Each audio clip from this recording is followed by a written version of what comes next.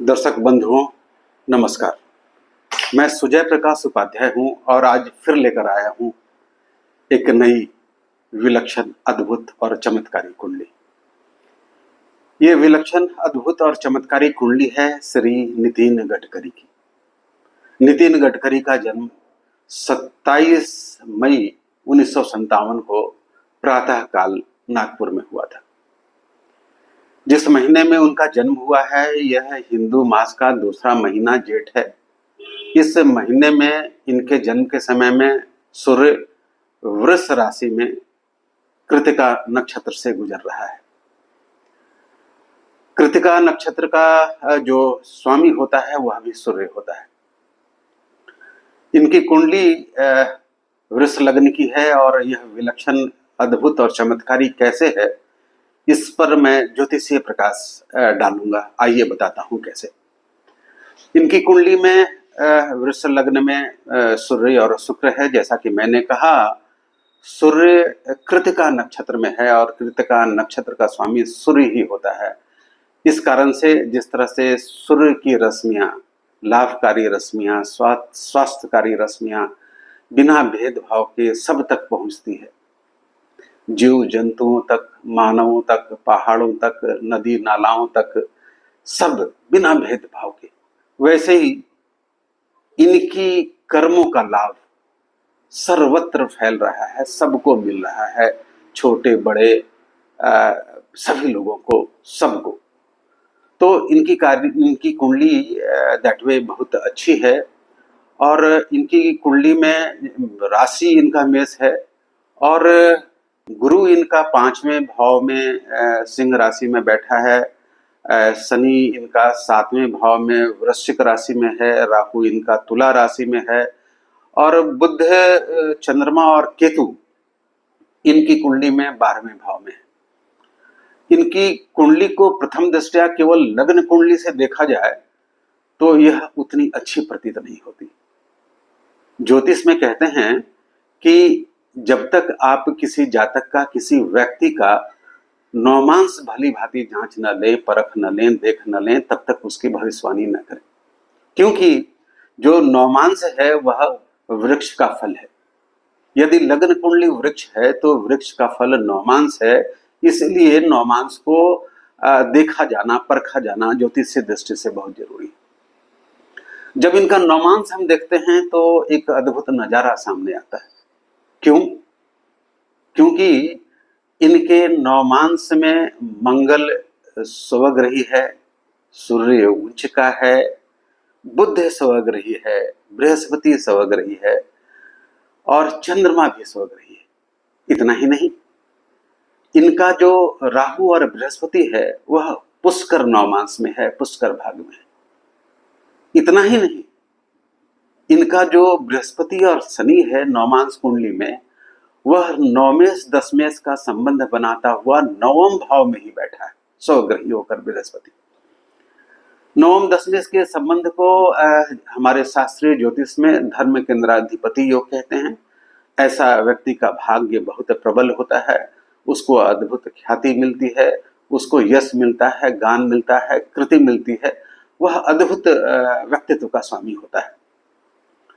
तो यह सब कुछ तो इनके कुंडली में दृष्टिगोचर हो रहा है। आइए मैं बात करता हूं इनकी कुंडली में 2001 से। 2001 में राहु की महादशा प्रारंभ हुई। मैंने पहले भी कहा है कि राहु और केतु प्रतिछाया ग्रह हैं। वो जिस राशि के साथ रहते हैं, जिस राशि में रहते हैं, जिस ग्रह के साथ रहते, जिस ग्रहों की दृष्टि पड़ती है वो वैसे ही फल देना प्रारंभ करते हैं। इनकी कुंडली में जो राहु है वो शुक्र की राशि में है। शुक्र इनका स्वग्रही है, मालव योग बनाता हुआ है, पंच महापुरुष योग का मालव योग। तो राहु ने इनको शुक्र, जो इनका लग्नेश भी है, उसका फल दिया। इनको यशस्वी बनाया, इनको यश दिया, मान दिया, प्रतिष्ठा दी, गान दिया, पद दिया और इन्होंने अपने कर्मों से संपूर्ण जगत को, संपूर्ण भारत को मोह सा लिया, सम्मोहित सा कर लिया, आकर्षित सा कर लिया। इसलिए तो इनके जो विरोधी होते हैं वो भी इनको विरोधी नहीं समझते, अपना ही आत्मीय, परमात्मीय समझते हैं। बृहस्पति की महादशा इनकी शुरू हुई 2019 से। जैसा कि मैंने कहा कि बृहस्पति का पूरा परिमार्जन हो गया है नवमांश में, वह पुष्कर नवमांश में बैठा है, वह स्वग्रही बैठा है, वह केंद्र त्रिकोण का संबंध बनाते हुए बैठा है, वह नौमेश दशमेश का संबंध बना रहा है। लेकिन एक बात तो ज्योतिष में है कि जो इनका बृहस्पति है वह अष्टमेश में है। और मैंने इसके पहले की वीडियो में चर्चा की थी कि जब बृहस्पति दो भावों का स्वामी होता है तो वह अपने मूल त्रिकोण राशि का ही फल देता है। तो इनकी मूल त्रिकोण राशि बृहस्पति की है धनु, धनु अष्टम भाव में है और वह कालांतर में अष्टम भाव का फल देगा। ये बृहस्पति आते ही इनको कमजोर संभव परिस्थितिवश, नैसर्गिक वश, स्वाभाविक वश ये थोड़े कमजोर हुए। और खास करके इनका स्वास्थ्य, जब बृहस्पति में केतु की अंतर्दशा आएगी तो इनको स्वास्थ्य की दृष्टि से थोड़ा सचेत रहना चाहिए। और ज्योतिष का उद्देश्य भी तो यही है।